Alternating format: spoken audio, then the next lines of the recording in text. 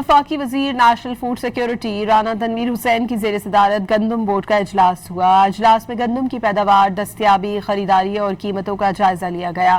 इजलास में बावर कराया गया है कि गंदम की पैदावार का हदफ हासिल कर लिया गया है। इजलास में गंदम की पैदावार गुज़श्ता साल के मुकाबले में 13,60,000 टन ज़्यादा रहने का तखमीना लगाया गया। वफाक और सूबे मिलकर गंदम की मार्केट की मौसर निगरानी करेंगे। इजलास से खिताब में वफाकी वजीर राना तनवीर हुसैन ने वाज़ेह किया कि मुल्क में गंदम की कोई किल्लत नहीं है।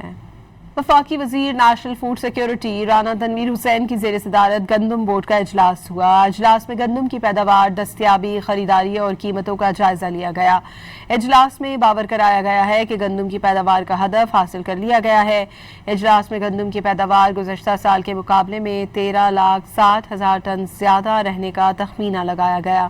वफाक और सूबे मिलकर गंदम की मार्केट की मौसर निगरानी करेंगे। इजलास से खिताब में वफाकी वजीर राना तनवीर हुसैन ने वाज़ेह किया कि मुल्क में गंदम की कोई किल्लत नहीं है।